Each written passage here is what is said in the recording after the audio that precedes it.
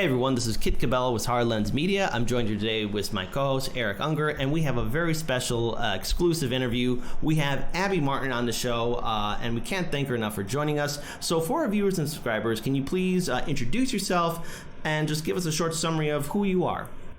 Sure. My name is Abby Martin. I'm the creator and host of the Empire Files, an investigative documentary series that's fully independent, donor-funded, on YouTube, ad-free.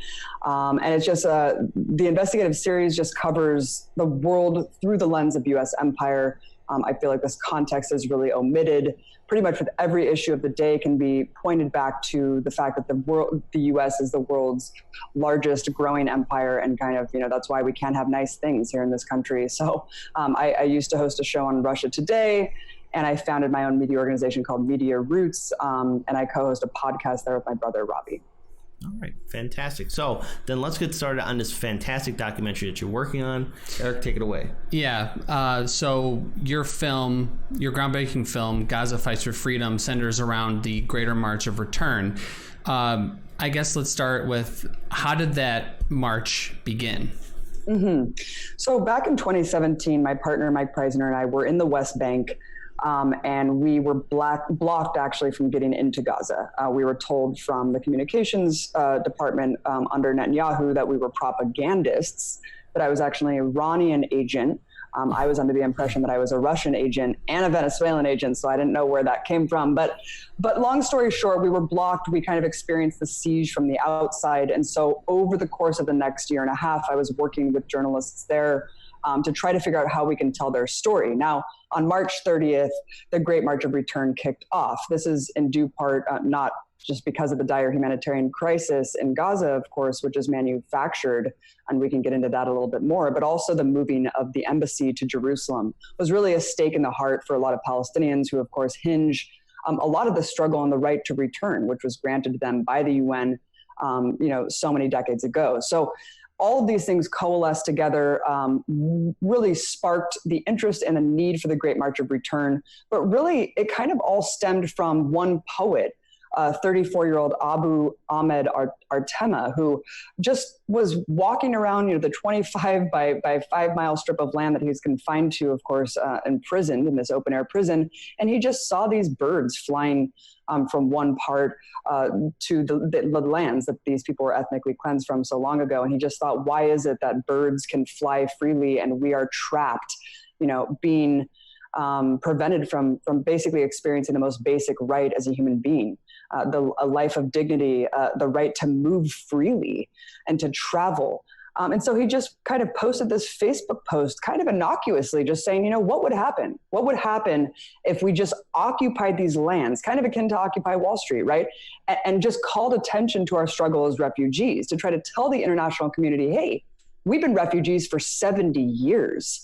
And as you saw with that kind of archival historical footage that we found from UNRWA, just of these tents that were in place for decades after these people were expelled and ethnically cleansed, they wanted to show the international community we're still in that position today.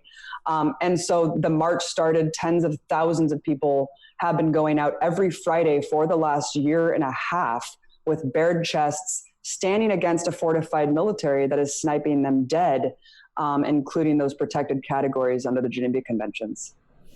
Right. So you point out in your film the numerous international international laws that the apartheid state of Israel violates on a daily basis in Gaza. Can you please go over those again for us? And then also, it's not just Gaza where they violate international laws, but also elsewhere within the West Bank and elsewhere in the world. Absolutely. So when we were in the West Bank, I was pretty shocked to see with my own eyes the extreme militarization. A lot of people don't really understand that the West Bank is under severe military occupation. We're talking about martial law. Under military rule, you cannot hold up a Palestinian flag. You cannot convene in groups of 5 or more. You cannot be a member of a political party. You cannot have anything that's construed as a weapon. Otherwise, you can be put in prison for up to 20 years. As we know, the statistics of men who have gone in and out of prison are close to 50%. It's just constant collective punishment going on there. Now, Gaza is an entirely different beast. It's under a very, very brutal siege, very medieval siege. And when I say it's a manufactured crisis, I mean it, because, you know, you're looking at a land in conjunction to Gaza where people are living freely, people are traveling freely, they have access to healthcare, they have access to water. In Gaza, water is not available to them.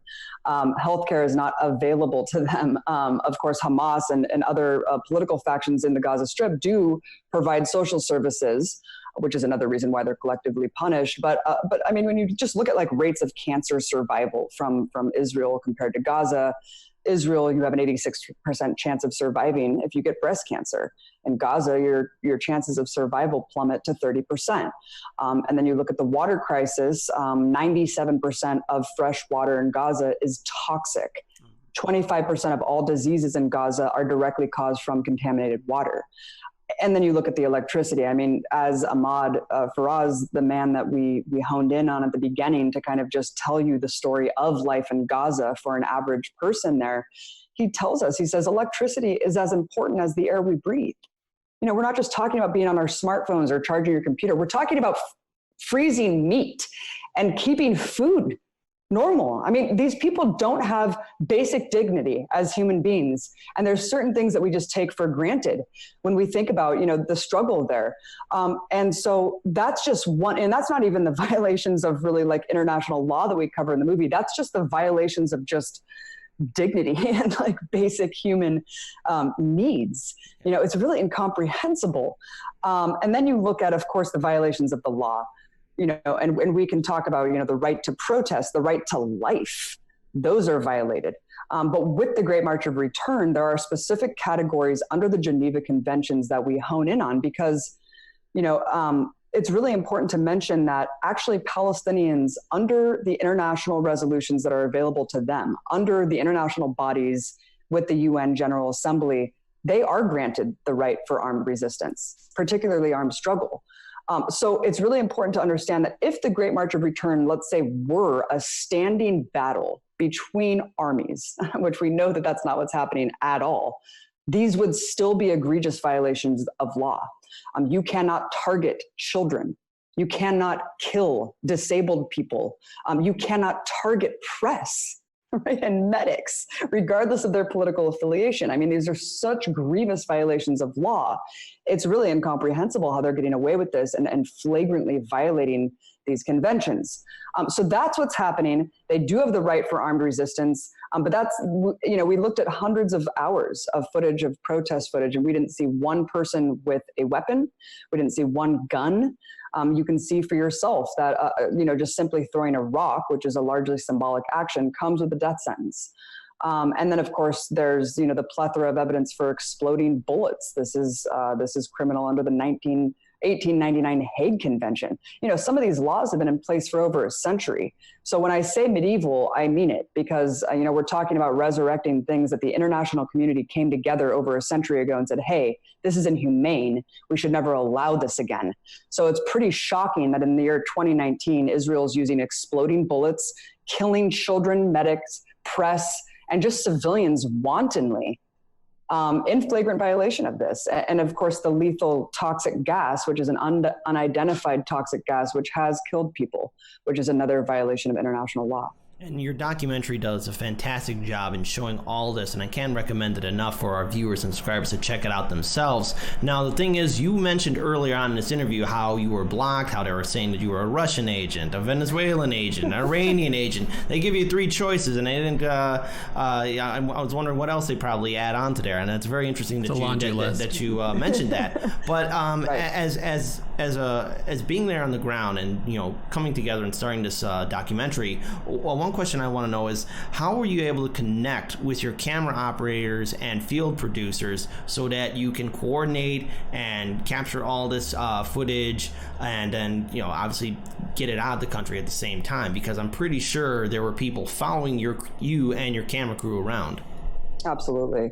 So when we were blocked from getting there, as I said, we linked up with journalists who had trusted my coverage just over the course of my journalistic career kind of unabashedly covering a pro-Palestinian voice. We're indoctrinated from youth to think that Israel is our greatest ally, that it's the only democracy in the Middle East. And it's just in a real tough neighborhood, guys. And we just got to understand that they have the right to self-defense, right? And this is an equal fight. And when you hear the media talk about Palestine and they talk about Gaza in particular, this fence, this partitioned area, which is artificial, they make it seem like Gaza is a state, right? Run by Hamas, just sovereignly run by their elected leadership. Well, what they don't tell you is it's actually just a territory that they've artificially put up a barrier, removing people's ability to travel from their own lands, that they can literally see over this barbed wire fence. So, the journalist had gotten in contact with me after the Great March of Return sparked off, I would say a month into it, with the brutal death and execution, rather, of Razan al-Najjar, beautiful feminist activist who was changing things on the ground. She was the first female medic out in the fight who got gunned down by snipers. Now, after her death, there was an international outcry. I Skyped into a meeting of journalists in Gaza with the Council on International Relations. And I was kind of the liaison to tell them, how is the Western media covering this? Are they covering this any differently than they cover other conflicts in the past? Because this was so starkly just obvious, right? A nonviolent, massive, peaceful civil disobedience action, and just met with, an ongoing massacre. I mean, on May 13th or May 14th, that's 60 people mowed down in one day, and one of the most egregious unarmed, peoples who have been massacred in recent history. So I was really saddened to tell them, very disheartened to say, unfortunately, the media is not covering it any differently than they're covering any other thing that happens in Palestine. With the passive voice, Palestinians died. No, they didn't die. They were fucking killed. They were killed. So when the media talks about this in this absurd, ambiguous way where it's just so convoluted that there's clashes and Palestinians died. No, someone is murdering them. And so it's just really sad, especially after this massacre, to have people cover it in the same way. The journalist there just said, we're not surprised.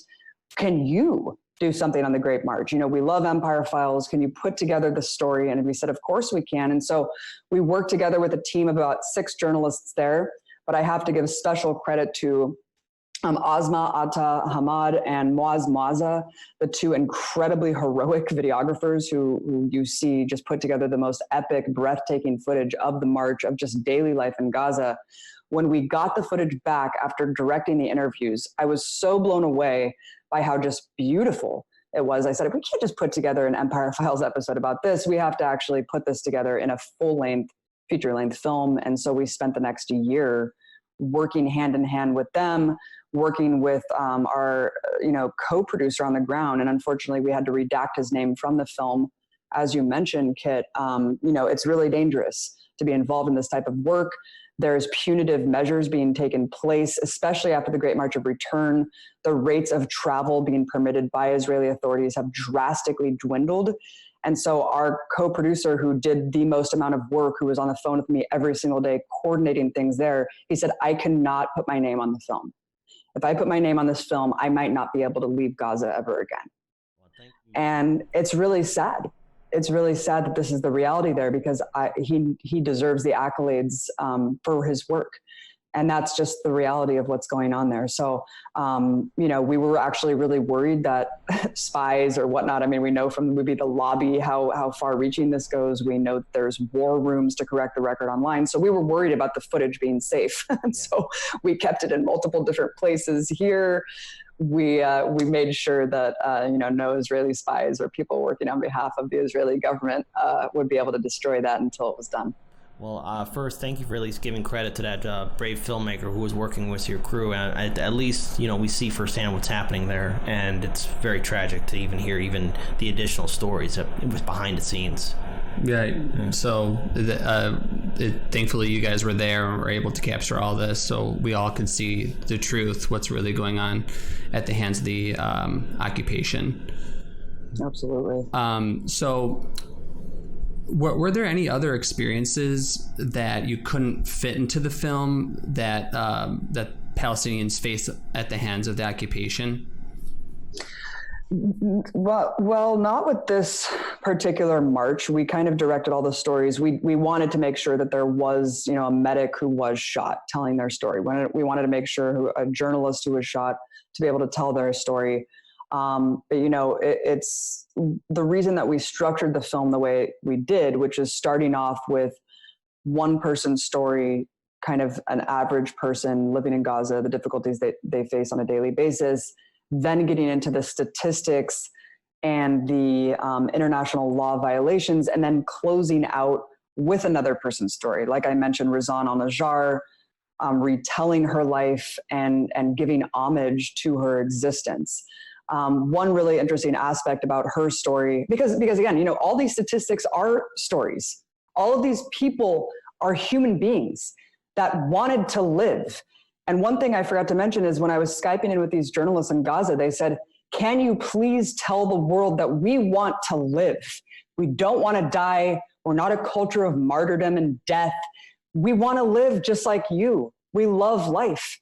They kept saying that. And it's something that's so simple, but so heartbreaking, because you see people like Bill Maher and Barry Weiss, these so-called progressives, right, that will actually dare to speak that rhetoric and actually say that these people have a culture of death. And it's absolutely vile and disgusting that they can actually say that to excuse and absolve the atrocities that are ongoing. Razan al-Najjar's story did receive a lot of international attention, of course, for a day or two, until the headlines moved on.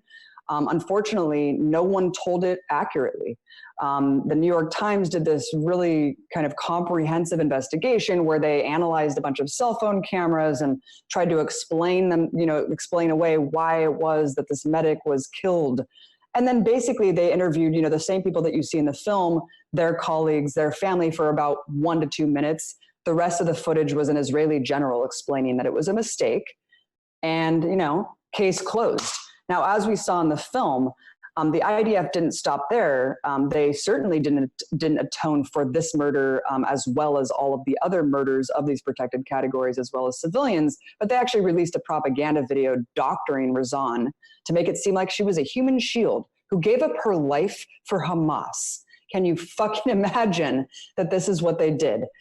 So her mom, understandably, was completely devastated that this is the way that the Western media covered this, that they just gave, uncritical airtime to Israeli generals explaining away these atrocities. So when we did the film, we were in close contact with Sabrine and with her family, and they actually were really distrusting of us at first. Of course, understandably, we're Americans, we're Western journalists, and she just said, I don't want, someone to abuse Razan's memory again. I don't want someone to distort what really happened. And so we made a pact where they would approve the movie before we put it out. And if they were okay with giving homage to Razan the way that we did, then we would put it out as is. And luckily they were very happy about that. So that was kind of a touching thing that went on behind the scenes, that emboldened us to structure the film in that way. But it's just really important for people to realize that every number, all these headlines that come out, and Israel just bombed Gaza 2 days ago. Again, right. Every person who dies there has a story like Razan.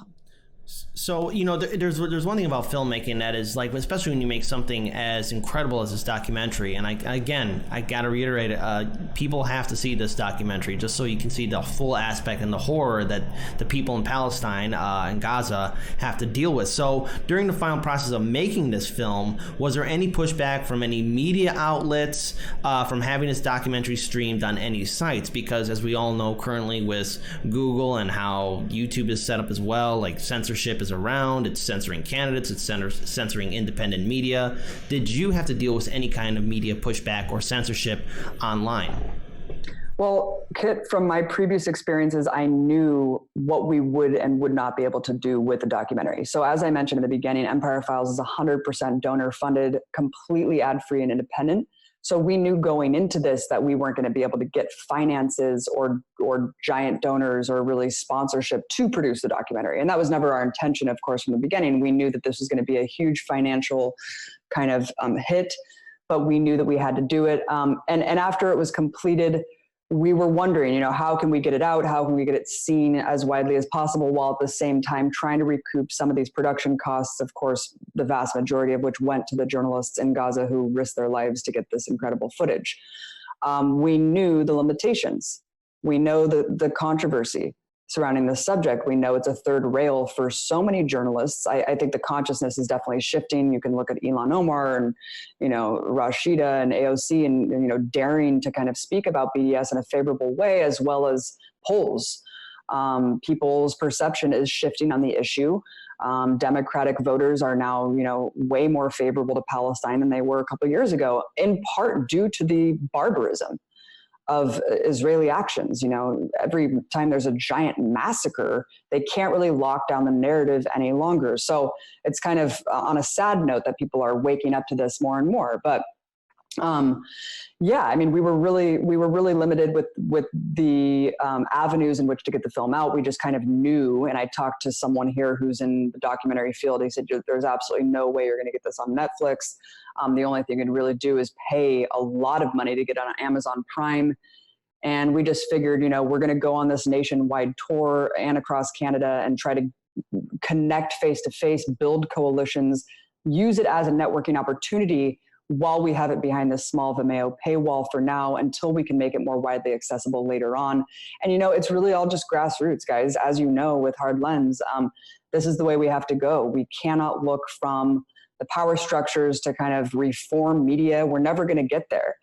Begging the corporate media to cover this in a fair way is never going to happen. And so it's really up to us to work together in a grassroots fashion to amplify these voices and to get the message out. And that's why we're really excited to use the film as a tool. It is now an asset to the struggle for Palestinian rights. It's a weapon for the BDS movement to push the needle of accountability however we can, because we have this time capsule of these international war crimes, these heinous actions that were committed in an unapologetic stance. Because, there's been so many documentaries done about Palestine and Gaza, and it's always painted as both sides, right? They've been fighting over there for thousands of years, and there's never going to be a just solution. Well, it's actually really fucking simple and actually really clear when you realize that it's an ongoing ethnic cleansing project of settler colonialism. And, similarly to the foundations of the U.S., that's, where this kind of xenophobic, racist hatred comes from. The difference is this is an ongoing project that is still happening every day. Settlements are being built every day. And under Trump, they're ramping up even more. So we're just hoping super grassroots to get this message out and to get this film seen and to really hold Israel accountable once and for all, because Palestinians have set that path for justice, and with the BDS movement that we can fall behind and back. Right. And you also touched on this a little earlier, but can you explain the various political factions within Gaza, and why does the mainstream media only focus on Hamas and use that as an excuse for Israel killing Palestinians with impunity? This is a super important point. Israel cartoonishly depicts everyone in Gaza as Hamas militants, right? Which is completely insane.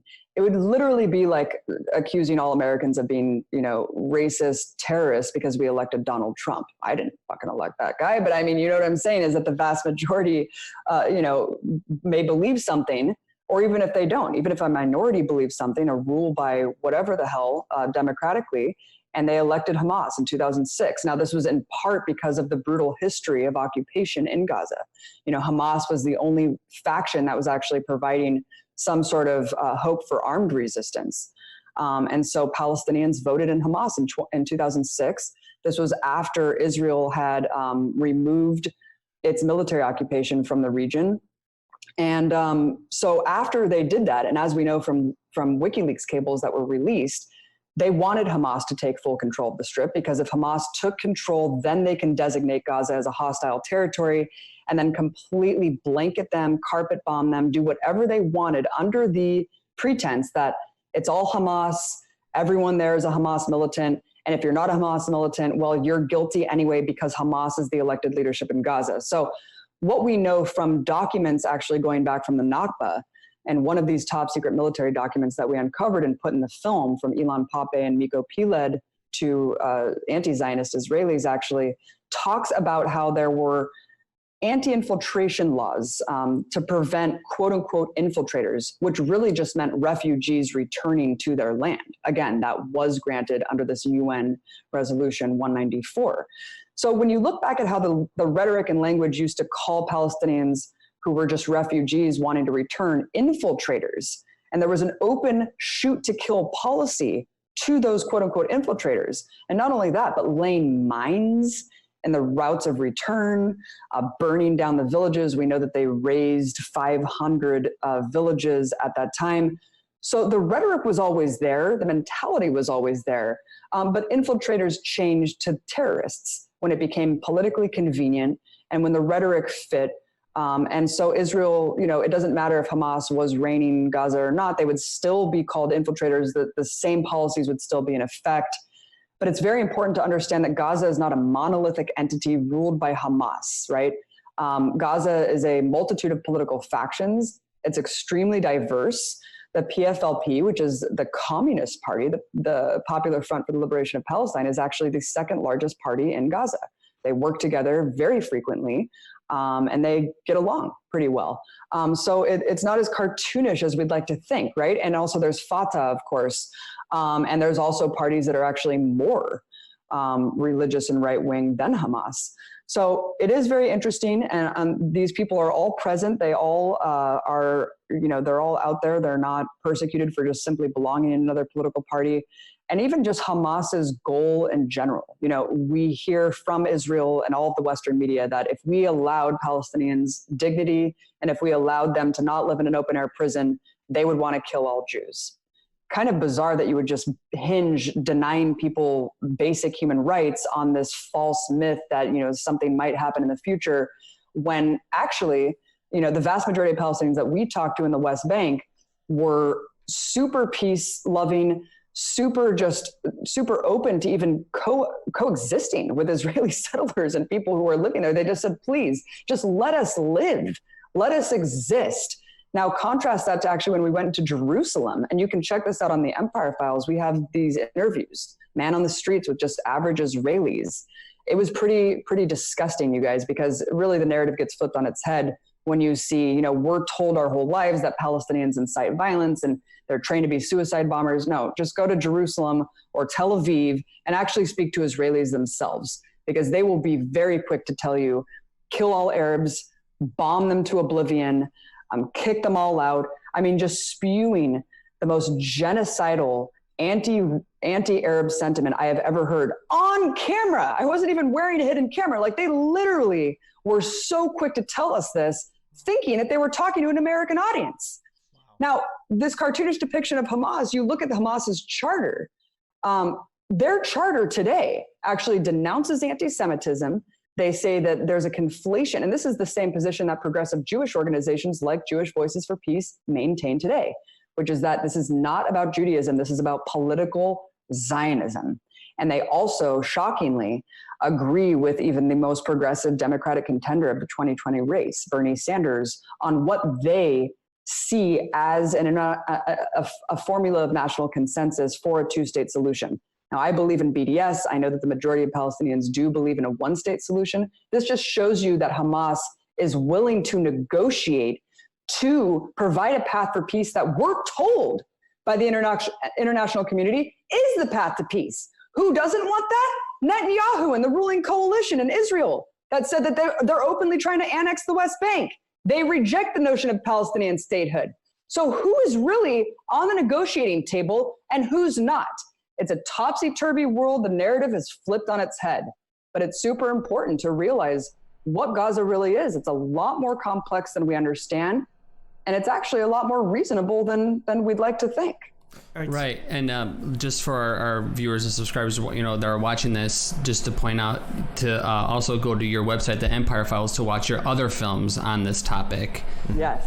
So thank you for that. So it's quite clear the United States and Israel have a very strong relationship, and now thanks to social media, the international community and people in general are aware of what's happening in Gaza, or at least the word is starting to get out. But in additional movements like BDS, how can we as Americans support the Palestinian struggle? Because after watching this documentary, you just can't go back to the neoliberal corporate media narrative that's showing Hamas as this cartoonish bad guy, and then Israel, just everything they do is good. I mean, it's a much more bigger picture. So what can we do? Let's make even a larger picture. The international community, what can we do as citizens to really, bring more awareness to this? Absolutely. And that's why it's so important to do exactly what you guys are doing, which is creating grassroots media outlets to amplify their voices, because they are under siege, they are under blockade. They need Americans and Western allies to not only stand in solidarity with them, to be conduits for their message and for their activism, and heed their call. So yes, it's very important to kind of, get this notion out of your mind that there is a feasible two-state solution to be had.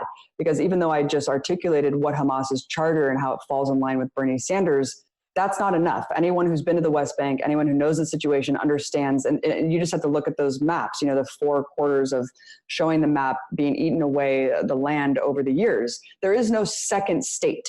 There is no Palestinian state left to be had. It is completely atomized. All of these settlements have eroded whatever would have been a Palestinian state, maybe during the Oslo Accords a couple decades ago. So that's really important to understand, right? So why is it that these politicians keep talking about this two-state solution? Well, it's to pay lip service, basically, because they know deep down that that's not feasible, but they know that Americans are too ignorant, that they just think that that sounds really nice. So it's up to us, and it's not only up to us like it is up to everyone else in the world to wake up to this and to spread the message. It's up to Americans specifically, because we are the children of the empire. You just look at the UN alone. We decided to kind of relay this under UN law because a lot of people trust the UN. They look at the UN as a very respectable organization. And when you see even the UN is calling out these atrocities for what they are, it might be easier for people to understand. Now, unfortunately, the US empire has veto power at the UN. So every time Israel is condemned by the international community, the US just vetoes it every single time. And after those 60 people were mowed down by snipers, that was the first time that the entire rest of the world said, no, we're not going to do this again. And you had Nikki Haley going around on her hands and knees, literally begging countries, please vote for our resolution, blaming Hamas for their own massacre, right? They're committing self-genocide. And the rest of the world just said, no, we're not going to do this anymore. But you see the power of the US empire. It didn't matter if the rest of the world said no. The US vetoed any condemnation on Israel, and we all moved on, right, as an international community. And so where does that leave us? It leaves us on the ground battling this information war. And I don't say that lightly, because if you look at what Israel has been doing for the last 10 years, probably even longer, I would say since probably the advent of the internet, they know they have to invest tens of millions of dollars every year to, quote, correct the record online, right? Because all of this is war of the narratives. And that's literally the only thing that they've been surviving on for, since the beginning of their existence. So that's why it's so important for us to actually correct their record, to actually show what the truth is on the ground, to show the reality. And it's slipping away from them. Yeah, they could have war rooms in Tel Aviv University of people dedicated to correcting Wikipedia articles. We know that, the founder of Wikipedia is actually a huge hardcore Zionist. My Wikipedia is probably, shaped in some part by these people trying to smear me and other people who are unabashedly pro-Palestinian.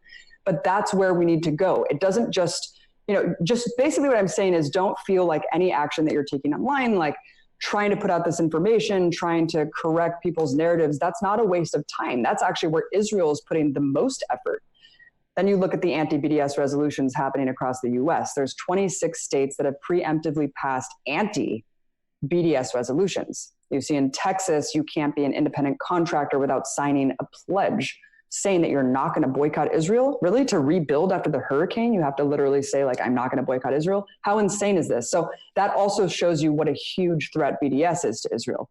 So I would say two things: education, massive political education and information, because that's the war that we're in. So talking to colleagues, friends, neighbors, your online communities, your grassroots media networks, spreading the truth, showing people what's really happening. The second part is linking up with local activist groups, divestment campaigns, BDS resolutions. We just saw New York University, huge Zionist stranglehold over that whole area. They just passed a BDS resolution at NYU.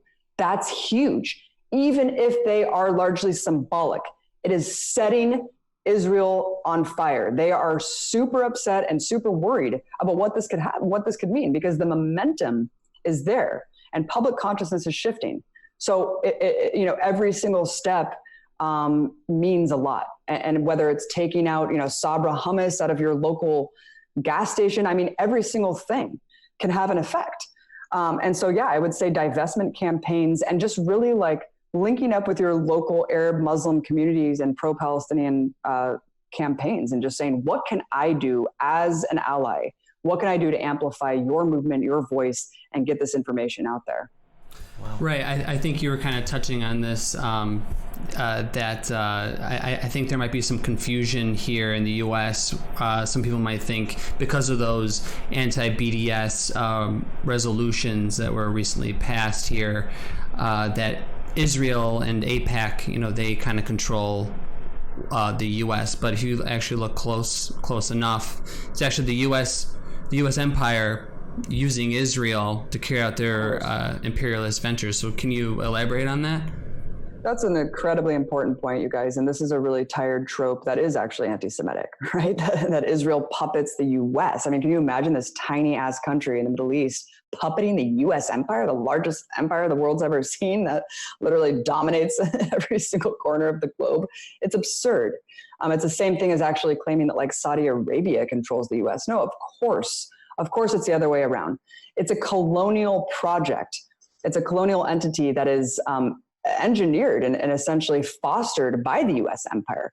It is completely subsidized by the U.S. empire. $10 million every single day is used to subsidize this apartheid state. Of course, Israel would fall actually way quicker if it didn't have this unabashed support from the U.S. But also the U.S. uses Israel as a launching pad and a battering ram for the Middle East. You can look just specifically at like Syria. How many times does Israel bomb Assad? None of those are done without coordination from the U.S. And it's always kind of to test the waters, right? Trial balloons. Let's have Israel do it first, and then we'll follow suit. We use Israel for that reason, just like we use Saudi Arabia for that reason to kind of launch our war in Yemen and other, things around the region. We launch ships and planes from there. We refuel from that region. So it's absurd to actually think that Israel controls the U.S. No, absolutely not. I mean, these politicians just have a lot of dual loyalty because they're all hardcore Zionists. I mean, a lot of Israeli officials are actually like Americans that moved over there. I mean, that's what Israel is, So it's funny. I mean, Netanyahu himself is from Philadelphia. So I think that you just have to look at like, it's not just like, oh, Israeli officials coming over here and telling us what to do. No, it's like a lot of American officials go and see the power that they can have and entrench themselves in Israeli society. It's pretty fascinating. So the one interesting thing about your documentary is right now it's online, but I'm wondering, will there be any like theatrical releases later on down the road? Will there be, because right now I know it's just right now in California that you are screening it. Will it go outwards into like the Midwest or the East Coast eventually? I'm very curious to know if that's going to happen very soon. I'm happy you asked, because actually next Wednesday, so on the 18th, we are leaving to Phoenix. We're going to screen it at the Film Bar on the 19th. I don't know all the cinemas' names right now, but we are showing it in theaters across the U.S. And we're also looking for more dates. I would love to do one in Chicago. I love Chicago. I'd love to have a reason to come back. So it would be super fun to organize that. But yeah, for the next 3 months, that is what we are doing. We are screening this in theaters. We are doing Phoenix. We're doing Albuquerque, Santa Fe, Denver, Salt Lake City for the first leg. And then we're doing San Francisco October 5th, and then Seattle, Portland, New York, DC. So we're super excited. We hope that people can come out. And again, like, we want this to be an opportunity to, again, like a tool and a weapon for us, for the movement, for the struggle, linking these struggles. I mean, Kit, you mentioned that you're a former Marine. It's so important to understand that Israel trains our police departments. Right. So this is all intertwined with Black Lives Matter and social justice issues. And it's just so important to kind of abolish that notion that Israel is in any sense of the word progressive. There is no real left within Israeli society, and there is no real hope from within Israeli society. And that's why we compare the struggle to apartheid South Africa, because white people in South Africa didn't just wake up one day and say, you know what, we're not going to be racist anymore. No, it was a groundswell across the world, an empowered, multiracial, multinational struggle of people who were forcing their hand. Right. And it doesn't matter who's in the White House. No savior 2020. I mean, as much as I do respect Bernie and hope that he wins, even he says, I can't do any of this without you. We have to come out in the streets, tens of millions of us, and we have to actually originate a movement against the U.S. empire and against U.S. militarism. Because without this support, without this struggle, actually focusing it on the U.S. empire and the war machine, it doesn't matter if the rest of the world says, Israel's an apartheid state and we're going to boycott. I mean, of course, that would have enormous ramifications. But as long as the U.S. is just feeding Israel $10 million a day to survive and to, encourage this bloodletting with these weapons contracts, it's going to be a long road ahead. And that's why it's so important. Here we are 50 years or so after MLK, clearly linking Vietnam and clearly linking the poor people's struggle here at home with the fact that our military industrial complex is completely out of control. And so it's just slightly disheartening to not see this movement really, energized today, an anti-war movement in the streets that is forcing the U.S. empire's hand to seize support for this rogue criminal state. Mm-hmm. Right, and on that note, before we wrap up, Abby, where can our viewers and subscribers find your work and your videos? So the empirefiles.tv, you can check out our whole body of work there. You can subscribe to us on YouTube at the Empire Files, and Twitter with Empire Files, and all across social media. So check us out there. Also, mediaroots.org is my website. You can check out the podcast. Thank you guys so much for what you're doing. I hope everyone understands how important Hard Lens is and really supports your work, because we're all in this together. Well, we cannot thank you enough for your support and you coming onto our show, and we would give you the special invite for a follow-up interview. And should you come to the city of Chicago and bring your documentary as well, please reach out to us. We would like to actually go to it, see the live screening of it, and speak to you in person as well. Otherwise, Abby Martin, peace, and let's all do we can to build a better future. Thanks so much, you guys. You guys rock.